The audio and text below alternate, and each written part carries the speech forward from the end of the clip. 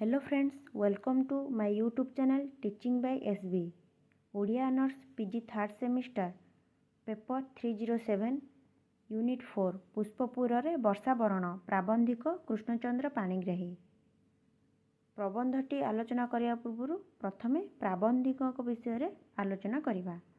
Professor Krishnachandra Panigrahi ଜଣେ ବିଶିଷ୍ଟ ଐତିହାସିକ ଓ ଗବେଷକ କେବଳ ନୁହନ୍ତି, ଜଣେ ଆଦର୍ଶ ସମାଲୋଚକ ଓ ପ୍ରାବନ୍ଧିକ ମଧ୍ୟ। ସେ ମୟୂରଭଞ୍ଜ ଜିଲ୍ଲାର ଖିଞ୍ଚିଠାରେ 1909 ମସିହାରେ 1 ତାରିଖରେ ଏକ ବ୍ରାହ୍ମଣ ପରିବାରରେ ଜନ୍ମଗ୍ରହଣ କରିଥିଲେ।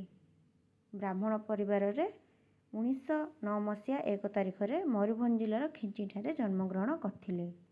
କୃଷ୍ଣଚନ୍ଦ୍ର ରେଭେନ୍ସା ବିଶ୍ୱବିଦ୍ୟାଳୟରୁ ଇତିହାସରେ MA ଏବଂ ଉତ୍କଳ ବିଶ୍ୱବିଦ୍ୟାଳୟରେ ସଂସ୍କୃତରେ PhD ହାସଲ କରିଥିଲେ। ସେ ଜଣେ ପ୍ରତ୍ନତତ୍ତ୍ୱବିତ୍ ଭାବେ ଭାରତ ସରକାରଙ୍କ ଅଧୀନରେ 1937ରୁ 1944 ଯାଏଁ ଓ ଓଡ଼ିଶା ସଂଗ୍ରହାଳୟରେ ଜଣେ ପ୍ରତ୍ନତତ୍ତ୍ୱବିତ୍ ଭାବେ 1947ରୁ 1951 ଯାଏଁ କାର୍ଯ୍ୟନିର୍ବାହ କରିଥିଲେ। ତାପରେ ସେ ଅଧ୍ୟାପନା କରିଥିଲେ। ରେଭେନ୍ସା ମହାବିଦ୍ୟାଳୟରୁ ତାଙ୍କର ଅଧ୍ୟାପକ ଜୀବନ ଆରମ୍ଭ ହୋଇଥିଲା ଓ ବ୍ରହ୍ମପୁର ବିଶ୍ୱବିଦ୍ୟାଳୟରୁ ସେ ଇତିହାସ ବିଭାଗର ପ୍ରଫେସର ଭାବରେ ସେବାନିବୃତ୍ତ ହୋଇଥିଲେ। 25 ଫେବୃଆରୀ 1987 ମସିହାରେ କୃଷ୍ଣଚନ୍ଦ୍ର ପାଣିଗ୍ରାହୀଙ୍କ ତିରୋଧାନ ଘଟିଥିଲା। ତାଙ୍କର ଇତିହାସ ଓ କିମ୍ବଦନ୍ତୀ ଏବଂ ସାରଳା ସାହିତ୍ୟର ଐତିହାସିକ ଚିତ୍ର ଗ୍ରନ୍ଥଦ୍ୱୟ ଓଡ଼ିଆ ସମାଲୋଚନା ସାହିତ୍ୟକୁ ରୁଦ୍ଧିମନ୍ତ କରେ। କୃଷ୍ଣଚନ୍ଦ୍ର ପାଣିଗ୍ରାହୀ 25 ଫେବୃଆରୀ 1987 ମସିହାରେ ପରଲୋକ ହୋଇଥିଲେ।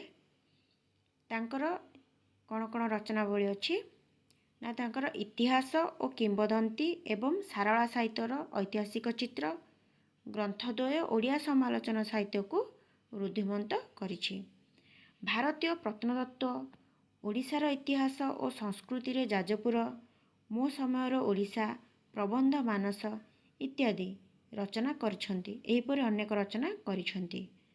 ମୋ ସମୟର ଓଡ଼ିଶା ପାଇଁ ଓଡ଼ିଶା ସାହିତ୍ୟ ଏକାଡେମୀ ପୁରସ୍କାର 1979, ପଦ୍ମଶ୍ରୀ 1976, ଓଡ଼ିଆ ସାହିତ୍ୟ ଏକାଡେମୀ ସମ୍ବର୍ଦ୍ଧନା 1975, ସାରଳା ସମ୍ମାନ 1983 ଏବଂ ପ୍ରଜାତନ୍ତ୍ର ପ୍ରଚାର ସମିତି ବିଷୁବ ମିଳନ ପୁରସ୍କାର 1972 ପୁରସ୍କାର ଲାଭ କରିଛନ୍ତି।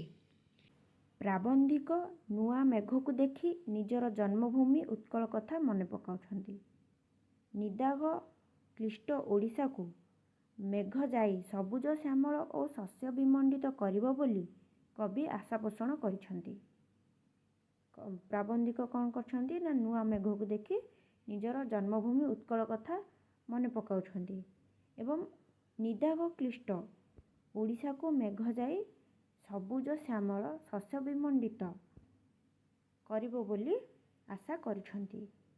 ସେଭଳି ଆଶାରୁ ପ୍ରାବନ୍ଧିକ ପାଣିଗ୍ରାହୀଙ୍କର ଜାତୀୟବୋଧ ଓ ଉପସ୍ଥାପନାରେ କାବ୍ୟ କବିତାର ଛଟା ସ୍ପଷ୍ଟ ହୋଇ ଉଠେ। ଉକ୍ତ ପ୍ରବନ୍ଧ ପ୍ରବନ୍ଧ ମାନସ ପୁସ୍ତକରୁ ସଂଗୃହୀତ। ବର୍ଷା ବରଣ ସାହିତ୍ୟ ରାଜ୍ୟରେ ଏକ ସୁପ୍ରାଚୀନ ପରମ୍ପରା। ମହାକବି କାଳିଦାସଙ୍କ ଠାରୁ ଆରମ୍ଭ କରି କବିବର ରାଧାନାଥ ରାୟ, ଉତ୍କଳମଣି ଗୋପବନ୍ଧୁ ଦାସ ପ୍ରକୃତିକୁ ଦୂତ କରି ନିଜର ଜାତୀୟତାବୋଧ ପରିପ୍ରକାଶ କରିଛନ୍ତି। ସ୍ୱର୍ଗରାଜ୍ୟରୁ ବିଚ୍ୟୁତ ପକ୍ଷ ପ୍ରଣୟିନୀ ପାଖକୁ ମେଘ ହାତରେ ଉଦନ୍ତ ପଠାଇଛନ୍ତି। ଏଠାରେ ପ୍ରାବନ୍ଧିକ ପାଣିଗ୍ରାହୀ ବ୍ୟକ୍ତି ଅପେକ୍ଷା ଗୋଷ୍ଠୀ ଉପରେ ଅଧିକ ଗୁରୁତ୍ୱ ଦେଇ ସମଗ୍ର ଓଡ଼ିଶାରେ ମେଘ ତାର ବାରିପଦାରେ କିପରି ସଜୀବ କରିବ ସେଥିପାଇଁ ଅନୁରୋଧ କରିଛନ୍ତି। ଭାବପ୍ରବଣ ହୋଇ ସେ ଲେଖିଛନ୍ତି, ଆଜି ଯଦି ମୁଁ ଧୂମଜ୍ୟୋତି ବା ସଲିଳ ହୋଇ ତୋ ସହିତ ମିଶି ପାରନ୍ତି, ତେବେ ବାତାୟନ ପଥରେ ଉଡ଼ିଯାଇ ଅଗ୍ରଗତିରେ ମୋର ଜନ୍ମଭୂମିକୁ ତୋତେ ଚିହ୍ନାଇ ଦିଅନ୍ତି। ତଥାପି ପଥପ୍ରଦର୍ଶକ ବିନା ଭାରତର ସାରଭୂତା ଉତ୍କଳ ଭୂମିକୁ ଚିହ୍ନିବା ପାଇଁ ତୋର ଭ୍ରମ ହେବ ନାହିଁ। ବାରିପଦାର ଭୌଗୋଳିକ ସୀମାରେଖା ନିର୍ଣ୍ଣୟ କଲାପରି ସେ ଓଡ଼ିଶାର ପ୍ରାକୃତିକ ଶୋଭା ଓ ଐତିହାସିକ ମହତ୍ତ୍ୱ ଦେଖାଇ ଅଛନ୍ତି। ଉତ୍କଳର ଉତ୍ତମାଙ୍ଗ ଏହି କଟକ ଦିନେ ଥିଲା ଗର୍ବିତ ଗଜପତିର ରାଜଧାନୀ। ଏହିଠାରୁ ଅଜୟବୀର ବାହିନୀ ତ୍ୱରିଗତିରେ ଦୁର୍ଗରୁ ଦୁର୍ଗ ଜୟ କରି ଯାଉଥିଲେ। ସ୍ମୃତିପୂତ ବିଡ଼ାନାସୀ ମାଟିରେ ମିଶି ଯାଇଛି। ଅଜେୟ ବାରବାଟୀ ଦୁର୍ଗର ଭାଙ୍ଗି ପଡ଼ିଥିବା ପଥରରେ ପୂର୍ବ କୀର୍ତ୍ତି ଆଜି ବି ଅମର ରହିଛି। ମର୍କତ କେଶରୀଙ୍କର ମହାକୀର୍ତ୍ତି ଆଜି ଯାଏଁ ଚିତ୍ରୋତ୍ପଳାର ମେଖଳା ପରି ରହିଛି। ଐତିହ୍ୟଦୀପ୍ତ ବାରବାଟୀ ଦୁର୍ଗର ସ୍ମରଣ କରି ପ୍ରାବନ୍ଧିକ ଭାବପ୍ରବଣ ହୋଇପଡ଼ିଛନ୍ତି। କୋଣାର୍କ ପଥରେ ମେଘ ଯାଉ ଯାଉ ଅନେକ ଐତିହାସିକ କୀର୍ତ୍ତିକୁ ଦେଖିପାରିବ ବୋଲି ଲେଖକ କହିଛନ୍ତି। ଏହିସବୁ ସ୍ମୃତି ଶ୍ମଶାନରେ ଅଟକି ଯାଇ ମେଘ ଯେପରି ତା'ର କାର୍ଯ୍ୟରେ ବିଳମ୍ବ ନ କରେ। ମନ୍ଦାର ମାଳିନୀ ଭୁବନେଶ୍ୱରରେ ଥିବା ଲିଙ୍ଗରାଜ ମନ୍ଦିର ଅତୀତ ଉତ୍କଳ ମହୀର ମାନଦଣ୍ଡ ରୂପେ ଦଣ୍ଡାୟମାନ।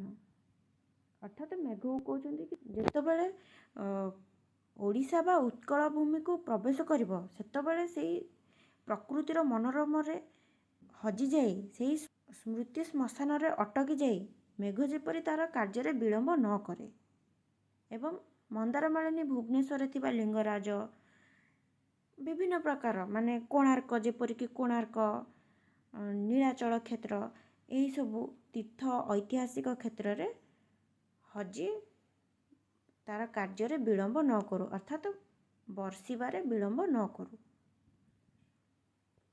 ମନ୍ଦିର ଚୂଡ଼ା ଉପରେ ମଥାନତ କରି ସାଗର ବେଳା ଆଡ଼କୁ ଗତି କଲାବେଳେ ଦୂରରୁ କୋଣାର୍କର କୃଷ୍ଣଚୂଡ଼ା ବର୍ଷାର ଦୃଷ୍ଟି ପଥାରୂଢ଼ ହେବ। ସେହି ଭୁବନ ମୋହିନୀ କୋଣାର୍କ ଅତୀତ ଗୌରବର ମୂକସାକ୍ଷୀ। ସେ ପଶ୍ଚିମ ଓଡ଼ିଶାରୁ ମେଘକୁ ସଞ୍ଚାରିତ କରାଇ ଉପକୂଳ ଓଡ଼ିଶା ଓ ଶେଷରେ ନୀଳାଚଳ ଧାମରେ ପରିସମାପ୍ତି କରାଇଛନ୍ତି। ପ୍ରଥମେ ସେ ବନବାସୀମାନେ ବର୍ଷା ଉପରେ ନିର୍ଭର କରି କିପରି ଜୀବନ ଧାରଣ କରନ୍ତି ସେ ସମ୍ପର୍କରେ ସୂଚନା ଦେଇଛନ୍ତି। ଉତ୍ତରାଞ୍ଚଳରେ ମେଘାସନ ଗନ୍ଧମାର୍ଦ୍ଦନ ଅର୍ଥାତ୍ ମେଘାସନ ପର୍ବତ ଗନ୍ଧମାର୍ଦ୍ଦନ ପର୍ବତ ଓ ମାଲ୍ୟଗିରି ଉତ୍କଳର ସ୍ୱତନ୍ତ୍ର ପରିଚୟ ସୃଷ୍ଟି କରିଥାନ୍ତି। ଏହି ପର୍ବତ ସଂଲଗ୍ନ ବନଭୂମିରେ ଅସରନ୍ତି ରତ୍ନଭଣ୍ଡାର ପରିପୂର୍ଣ୍ଣ ହୋଇ ରହିଥିଲେ ମଧ୍ୟ ଉତ୍କଳବାସୀ ଉପବାସରେ ରହୁଛି। ଏହି ପାହାଡ଼ ପର୍ବତରେ ଥିବା ଖଣ୍ଡାଧାର ଦେବଗଡ଼ ଜଳପ୍ରପାତର ବର୍ଣ୍ଣନା ପ୍ରାବନ୍ଧିକ କରିଛନ୍ତି। ଏହି ମହାବନରୁ ପଶ୍ଚିମାଭିମୁଖୀ ହୋଇ ମେଘ ସମ୍ବଲପୁର ଅଞ୍ଚଳରେ ପହଞ୍ଚିଯିବ, ଯେଉଁ ଅଞ୍ଚଳ ସୂକ୍ଷ୍ମଶାଳୀ ଧାନର ଗନ୍ତାଘର ଭାବରେ ପରିଚିତ। ସମ୍ବଲପୁରର ପାହାଡ଼ିଆ ସ୍ଥାନରେ ତନ୍ୱୀ ମହାନଦୀ ପ୍ରବାହିତ ହୋଇ ଯାଉ ଯାଉ ତା'ର ତୀରଦେଶରେ ସୁବର୍ଣ୍ଣରେଣୁ ବଞ୍ଚି ଦେଇ ଯାଏ। ପ୍ରାବନ୍ଧିକ ଏ ଅଞ୍ଚଳର ନାରୀମାନଙ୍କର ବିଶେଷତ୍ୱକୁ ମେଘ ଆଗରେ ଶୁଣାଇ କହିଛନ୍ତି ଯେ ସେମାନଙ୍କର ଆୟତ ନୟନର ଭଙ୍ଗୀରେ ଭଳି ନ ଯାଇ ସ୍ୱକର୍ମ କରିବୁ। ଅର୍ଥାତ୍ ସମ୍ବଲପୁର ଅଞ୍ଚଳରେ ପହଞ୍ଚି ସାରିଲା ପରେ ସେ ଯେଉଁ ତନ୍ୱୀ ମହାନଦୀ ପ୍ରଭାବିତ ହୋଇଛି ସେଇ ଅଞ୍ଚଳର ନାରୀମାନଙ୍କର ବିଶେଷତ୍ୱ ଶୁଣାଇଛନ୍ତି ଏବଂ ଲେଖିଛନ୍ତି କ'ଣ ନା ସେମାନଙ୍କର ଆୟତ ନୟନର ଭଙ୍ଗୀରେ ମଗ୍ନ ନ ଯାଇ ସ୍ୱକର୍ମ କରିବୁ ଅର୍ଥାତ୍ ବର୍ଷିବୁ। କେଦାର ଭରା ବାରିପାତରେ ସମ୍ବଲପୁରକୁ ଶ୍ୟାମଳ କରିବାକୁ ସେ ମେଘକୁ କହିଛନ୍ତି। ସମ୍ବଲପୁରର ଉପକୂଳ ଅଞ୍ଚଳ ଅଭିମୁଖେ ଆସିବା ବେଳେ ଟଙ୍କିଳ ଅନୁଗୁଳ ପଥରେ କପିଳାସ ସ୍ପର୍ଶ କରି ଆସିବ। ପ୍ରାବନ୍ଧିକ କଟକ ଭୁବନେଶ୍ୱର କୋଣାର୍କ ଓ ନୀଳାଚଳ ଧାମର ମହିମା ପ୍ରକାଶ କରିଛନ୍ତି। ସେହି ଅବସରରେ ଲେଖକ ଉତ୍କଳମଣି ଗୋପବନ୍ଧୁଙ୍କ ସତ୍ୟବାଦୀ ଚିଠି ସାକ୍ଷୀଗୋପାଳ ଚିଲିକା ଗଞ୍ଜାମ ଓ ଜୟପୁରର ବିଶେଷତା ଉଲ୍ଲେଖ କରିଛନ୍ତି। ମୋଟ ଉପରେ ଲେଖକ ନୀଳାଚଳ ଧାମର ବିଶେଷତ୍ୱକୁ ସୁନ୍ଦର ଭାବରେ ଉପସ୍ଥାପନ କରି ନିଜର ଜାତୀୟତାବୋଧକୁ ଦେଖାଇଛନ୍ତି। ଅର୍ଥାତ୍ ଏହି ପ୍ରବନ୍ଧଟି ଉତ୍କଳରେ ରହିଥିବା ପ୍ରକୃତିର ମନୋରମର ପରିପ୍ରକାଶ କରିଛନ୍ତି ଏବଂ ଉତ୍କଳର ଐତିହାସିକ ଯେପରିକି କୋଣାର୍କ ନୀଳାଚଳ କ୍ଷେତ୍ର ବାରବାଟୀ ଦୁର୍ଗ ଏହିସବୁ ଐତିହାସିକର କଥାବସ୍ତୁ ମଧ୍ୟ ଏଥିରେ ଉପସ୍ଥାପନ କରିଛନ୍ତି। ଯେହେତୁ ମେଘକୁ କହୁଛନ୍ତି କି ତୁ ଏହିସବୁରେ ମଗ୍ନ ନ ହୋଇ ତୁ ମେଘ ତୁ ଯାଇ ବର୍ଷିଯା ଉତ୍କଳ ବା ଓଡ଼ିଶା ଭୂମିରେ ବର୍ଷି ଆସେ। ନେକ୍ସଟ କ୍ଲାସ୍ ଦେଖିବା ନେକ୍ସଟ ୟୁନିଟ୍।